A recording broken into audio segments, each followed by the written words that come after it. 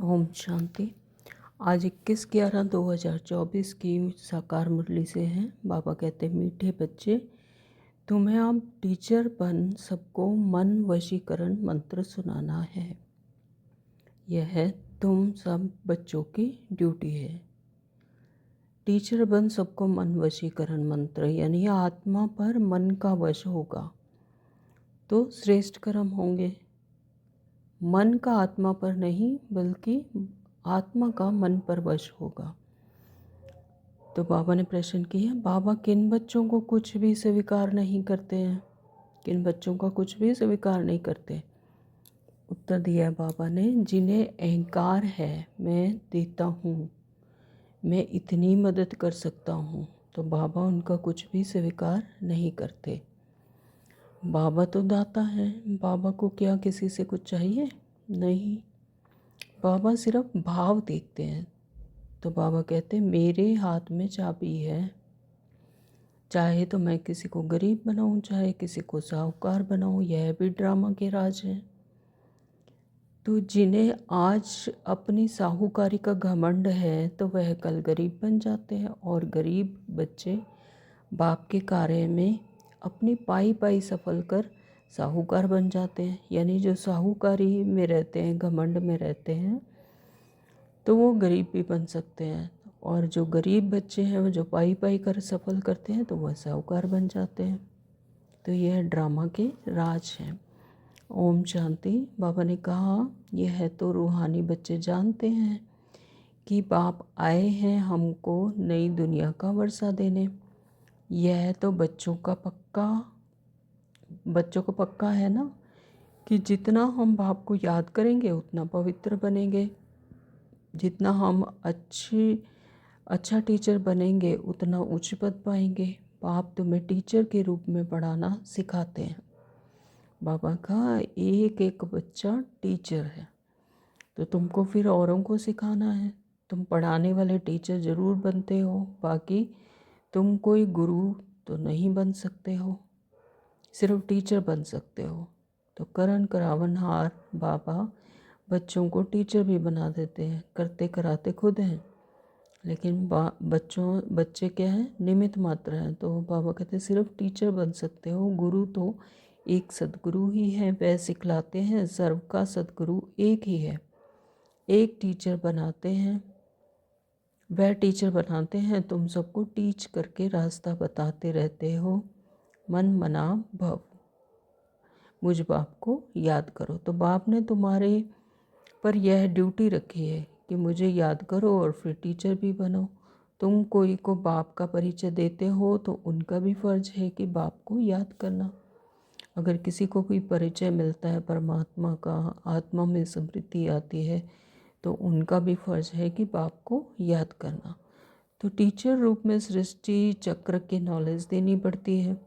बाप को ज़रूर याद करना पड़े, बाप की याद से ही पाप मिट जाने हैं। बच्चे जानते हैं कि हम पापात्मा हैं, इसलिए बाप सबको कहते हैं कि अपने को आत्मा समझ बाप को याद करो तो तुम्हारे पाप मिट जाएंगे। बाप ही पतित पावन है, युक्ति बताते हैं, मीठे बच्चे तुम्हारी आत्मा पतित बनी है, जिस कारण शरीर भी पतित बना है। पहले तुम पवित्र थे, अभी तुम अपवित्र बने हो। इस रावण राज्य में, इस तमो प्रधान दुनिया में अभी सभी आत्माएं क्या हैं? अपवित्र। तो अब पतित से पावन होने की युक्ति तो बहुत सहज समझाते हैं। बाप को याद करो तो तुम पवित्र बन जाएंगे। उठते बैठते चलते बाप को याद करो, तो हर समय हर सेकंड बाप को याद करो, परमात्मा को याद करो। जो लोग गंगा स्नान करते हैं तो गंगा को याद करते हैं, समझते हैं वह पतित पावनी है, गंगा को याद करने से पावन बन जाता है।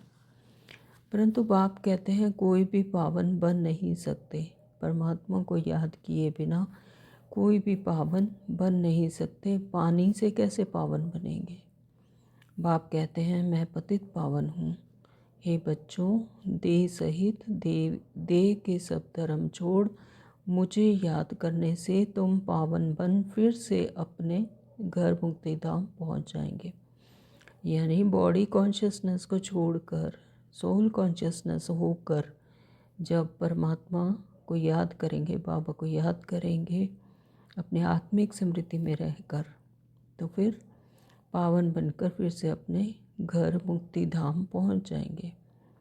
तो सारा कल्प घर को भूले हो, सारा कल्प घर को भूले। जैसे ही धरती पर आते हैं, सृष्टि चक्कर में आते हैं, तो अपना घर को भूल जाते हैं। तो बाप को सारा कल्प कोई जानता ही नहीं।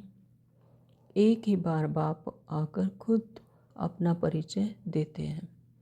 तो इस संगम युग पर जब त्राहि त्राहि हो जाती है चारों तरफ, तब जब परमात्मा को बुलाते हैं, तब परमात्मा आकर अपना खुद का परिचय देकर और हम आत्माओं का परिचय देकर हमें अपना परिचय देते हैं अपने इस मुख द्वार से।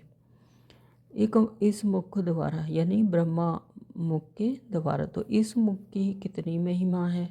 गौ मुख कहते हैं ना, ब्रह्मा बाबा को बाबा कह रहे हैं कि गौ मुख कहते हैं ना, वह गौ तो जानवर है, यह है मनुष्य की बात।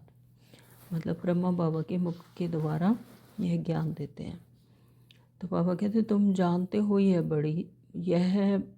बड़ी माता है। ब्रह्मा बाबा बड़ी माता है, जिस माता द्वारा शिव बाबा तुम सबको अडॉप्ट करते हैं। तुम अभी बाबा बाबा कहने लगे हो, बाप भी कहते हैं। इस याद की यात्रा से ही तुम्हारे पाप कटने हैं। बच्चे को बाप याद पड़ जाता है ना, तो उसकी शक्ल आदि दिल में बैठ जाती है। जब एक कोई छोटा सा बच्चा होता है, उसको भी याद दिलाते हैं कि ये तुम्हारे पापा हैं, ये तुम्हारे पिता हैं, तो उन्हें भी उनकी शक्ल दिल में बैठ जाती है। तो तुम बच्चे जानते हो जैसे हम आत्मा हैं, वैसे ही वह परमात्मा है। तो हम परमात्मा के संतान हैं, तो हम आत्मा भी वैसे ही बिंदु स्वरूप ज्योति स्वरूप है। तो शक्ल में और कोई फर्क नहीं है। शरीर के संबंध में तो फीचर्स आदि अलग हैं। जब ये शरीरधारी बन जाते हैं तो फीचर्स अलग हो जाते हैं। बाकी आत्मा तो एक जैसी ही है। जैसे हमारी आत्मा वैसे बाप भी परमात्मा है। तुम बच्चे जानते हो बाप परम धाम में रहते हैं, हम भी परम धाम में रहते हैं, यानी आत्मिक स्थिति में रहते हैं। तो परम धाम में रहते हैं। जब हम आत्मिक स्थिति में होते हैं तो हम भी परम धाम निवासी ही होते हैं। तो बाप की आत्मा और हमारी आत्मा में कोई फर्क है ही नहीं। वह भी बिंदी है, हम भी बिंदी हैं। तो यह ज्ञान और कोई को है नहीं। बाबा कहते यह ज्ञान किसी और को नहीं है, परमात्मा ही हम आत्माओं को इस संगम युग पर आकर यह ज्ञान देते हैं। और बाबा ने कहा इस मुरली में कि आगे चलकर जल्दी जल्दी विनाश का साक्षात्कार होगा। फिर तुम कह सकेंगे कि अभी अभी विनाश होना है। बाप को याद करो। तो बाबा ने यह सब कुछ छोड़ दिया ना, तो कुछ भी पिछाड़ी में याद ना आए। तो लास्ट में जब विनाश का साक्षात्कार होगा तो फिर ये सब कुछ याद ना आए, ये विनाशी दुनिया याद ना आए। नई दुनिया में तो जाना जरूर है। तो योग बल से सब पापों को भस्म करना है। इसमें ही बड़ी मेहनत है। घड़ी घड़ी बाप को भूल जाते हैं, क्योंकि यह बड़ी महीन चीज़ है, यह बहुत सूक्ष्म चीज़ है। तो घड़ी घड़ी बाप को भूल जाते हैं। क्यों? क्योंकि देह अभिमान में आ जाते हैं, देह भान में आ जाते हैं। जब स्वयं को देह समझ लिया तो देह की बातें याद आएंगी। अगर आत्मा समझेंगे तो आत्मा की बातें याद आएंगी, है ना। तो वो रूहानी दुनिया याद आएगी। तो घड़ी घड़ी बाप को भूल जाते हैं। तो यह बड़ी महीन चीज़ है। मिसाल जो देते हैं सर्प का, भ्रमरी का, तो वह सब इस समय के ही हैं। भ्रमरी कमाल करती है ना, उनसे तुम्हारी कमाल जाती है। भ्रमरी कमाल करती है, वो भूं भूं करके जीवन दान देती है छोटे छोटे कीड़ों को।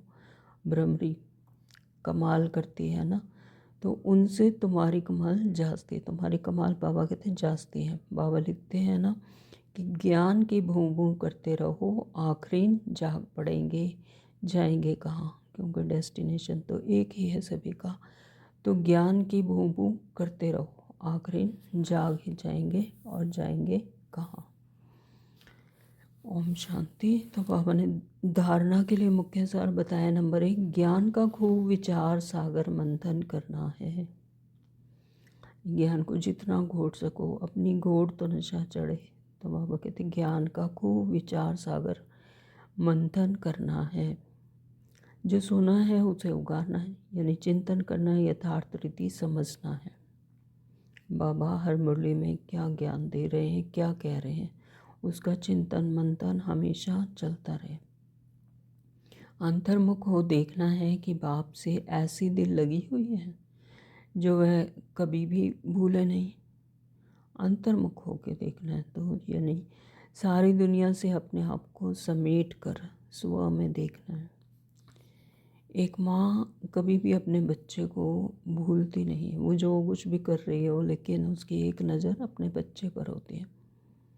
तो सेम ऐसे ही हमें भी दिल से, हमारा भी दिल जो है बाप में लगी हुई होनी चाहिए कि वह भूले नहीं, कभी भी भूले नहीं। नंबर 2, बाबा ने बताया कि कोई भी प्रश्न आदि पूछने से अपना टाइम वेस्ट न कर याद की यात्रा से स्वयं को पावन बनाना है। एक एक सेकंड को सफल करना है।